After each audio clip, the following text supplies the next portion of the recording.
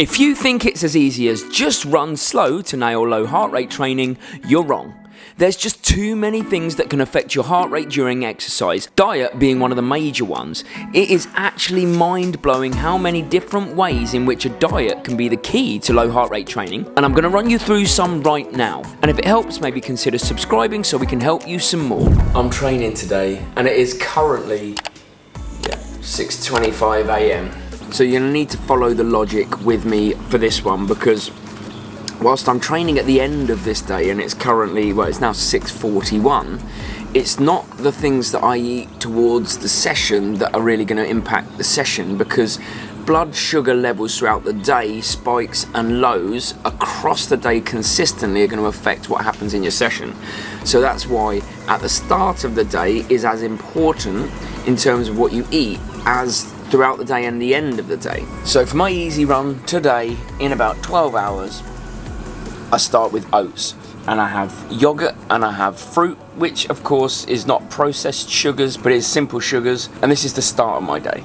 And because throughout the day what I've tried to do is eat things that stabilise my blood sugar and give me a consistent release of energy throughout that day, what it should mean is that I get into this type of session where it's low heart rate and I don't have any spikes in blood sugar, maybe from taking something that's going to provide me like an instant hit of energy, or I don't have any dips because I've been eating stuff earlier that is not going to provide me the length of slow energy release that I need. And either way, that's going to affect my session, isn't it? Because high or low blood sugar is going to either mean I have to go into the energy reserves, or it's going to have to mean that I put something in that's really a quick hit. And either way, it's going to affect my heart rate during this training. I suppose I just want to end at a point where I can come out and run like this for maybe an hour at a really low intensity and not feel like I need any energy. I don't feel like my heart rate's going up beyond where I can control it, and it just becomes the way that I train. Have a good energy release throughout the day, and then lots of easy miles without fluctuations in heart rate. So as the light is waning and I come towards the end of this particular easy run, I know that when I get in, my body is going to start a response to the exercise. It's an inflammation response. So when you exercise, when you run, when you strength train, when you finish, your body, for want of a better word, swells up as a way of protecting you and repairing you. And by the way, that's all perfectly natural. Your body has to do that. Have you ever bumped your head or hit your arm or hit your shin and immediately there's this big swelling? It's just your body's way of going, oh, protect mode, releases fluids and all sorts to just, protect that area. And the same can be said for when you exercise.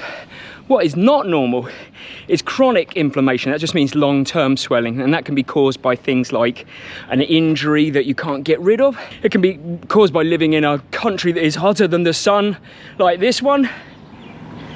And it can even be caused by your diet, like poor diet choices, or even worse, eating things you didn't know that maybe you were slightly allergic to, hence a response like inflammation.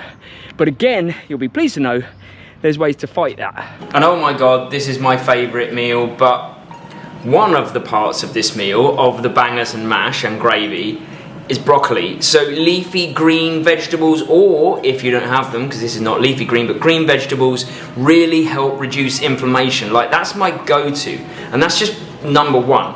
I'm not going to show you the meal because I need to eat this in privacy, okay? That brings us right back to the morning and these two little fellas. So what I tend to do is I use supplements to help me as well, especially with inflammation. So this is turmeric, this is omega-3, and I take these every morning because things like turmeric and ginger as well, and omega-3 really well known for reducing inflammation. And because I don't like fish, this is as close as I'm gonna get to it. This is a weird way of drinking. Every day. Let's talk about low carb diets generally, because if you have a low carbohydrate diet, what that does mean is that you're not putting a lot of fuel back in for training. But does that matter if you're doing a lot of long or not long easy runs? The key there is easy, because in theory we train our body to utilize fats more if we're doing easy runs and we don't have very many carbohydrate stores in us. However, here is my argument against that. If you are training for any distance and you're on a good training plan, there will probably require a level of intensity. Now, in those intense sessions, it's really important to have carbohydrates stored because you're going to really be dipping into that well. And if you're on a low carb diet, what's going to happen is probably the quality of the session is not going to be good enough, especially if it's a particularly long and intense session. But worse than that, after the session, the recovery is not going to be good enough. Worse than that, after that, when you do come into your next easy running sessions, you might not have replenished even the small amount of carbohydrates you did have in your body, and then those sessions are going to be compromised as well. So low carb diets are in theory an idea to help us utilize fat better, but in practice the evidence shows that there is actually no benefit to performance. There's no link between better fat utilization and improved performance. So my argument is always, when people say low carb diets are great, is give me one, just give me one elite marathon runner or below that is on a low carb diet and we can chat. But I don't think you're going to find one, maybe 2 ultra marathoners. And that is why I think low carb diets for really serious endurance training is just not a good idea. But remember, it's in my opinion. Hi, welcome to my Tuesday aerobic base run. I'm here to talk to you about electrolytes and confirm that water alone is not enough to keep you fully hydrated and make sure you get the most out of your training. In order to achieve effective cardiovascular function, your body needs a good balance, a good level of electrolytes, which includes sodium, potassium, and magnesium. It seems pretty obvious when you're somewhere hot or you're running hard, you're sweating a lot, you need to replace that fluid. But water alone isn't going to cut it. When we first arrived in Thailand, we were drinking lots of water, excited to get going with our running and our training, but we felt awful. We suffered with headaches, fatigue, sluggishness. Sluggishness, is that a word? It is now. And it wasn't until we massively increased our electrolyte uptake that we felt better and able to continue and push on with our training. Still quite hard now. Back from my run, 12k done. I am sweating like a beast and I need to get my electrolyte balance back up and rehydrate. So I'm going to do that with my favourite electrolytes. I'm going to take one of these beauties with some cold water whilst I do my stretch, and that will help me recover, replenish, and be ready to get the most out of my training this week. Doesn't Just drink it and pretend. Okay. Pretend it's dissolved. Cheers. Mm-hmm. And do a thumbs up. Now, this is an interesting one because inefficient oxygen carrying capacity is something you can definitely improve massively without the need for diet, because you just run like this. You run nice and easy, the body gets more and more used to it.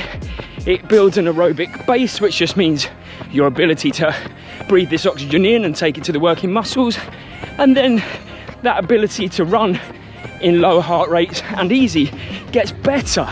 So we know low heart rate training in itself improves oxygen carrying capacity, but you can speed up the process with your diet as well. Okay, so let's work this through logically. The oxygen we breathe in whilst we're running, whilst we're living, is transported around our body in arteries. And those arteries have lots of things in them, but one of them is red blood cells. And that is essentially the thing that carries the oxygen.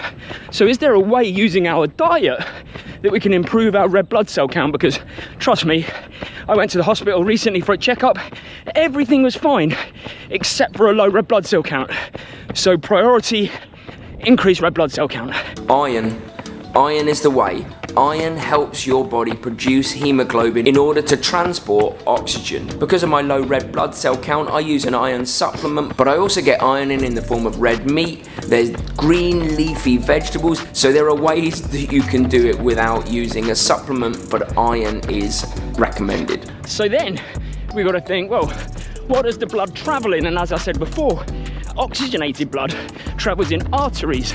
So is there a way of making the arteries a bit better at carrying that oxygen, a bit more efficient? And there might just be a solution for that as well. Spinach, Kale, beetroot, celery, carrots, these are some of the vegetables that have nitrate in them, and what nitrate does, it aids in blood vessel dilation and in turn drops blood pressure and improves blood flow. So if you've ever heard of beetroot juice, things like this, nitrates are the way forward in order to help our transportation of the oxygen in the blood. And believe it or not, there's actually foods that you can eat that can protect your red blood cells and hemoglobin, almost like a bodyguard. A lot of the time, floating around your body is something called a free radical, or many of them, and they're created over a ton of different processes. But ultimately what free radicals do is they affect red blood cells and hemoglobin, and we don't want them to be affected because they're the thing we rely on to carry our oxygen to our working muscles. But by eating foods high in antioxidant qualities, and by the way, an antioxidant is the thing that's the bodyguard, it goes and attacks the free radicals, breaks them down, stops them from attacking us, and therefore lowering the oxidative stress, which is essentially the thing that raises the heart rate, right?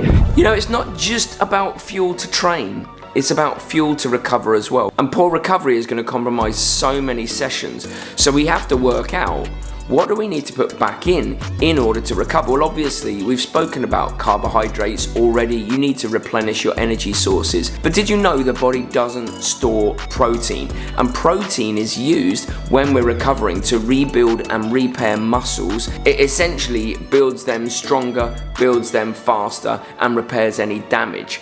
So we've got to work out all of the ways that we can get protein into our diet in order for that to happen. Now, you probably see a lot of people out there on social media using protein shakes, me included. It's a really good targeted way of just getting protein back into the body. But if you want to go the natural route, lean meat, nuts, dairy, egg, all of those things are really good sources of protein. And here's the kicker, this is the scary part. Your body doesn't store protein. It has no way of getting it from within other than breaking down your own muscles in order to get the amino acids it needs. So if you're not putting enough protein in, what your body is doing is breaking down your muscles from within. So you could be training hard, not getting enough protein, and actually losing muscle mass. And that is why protein is so important as an external source,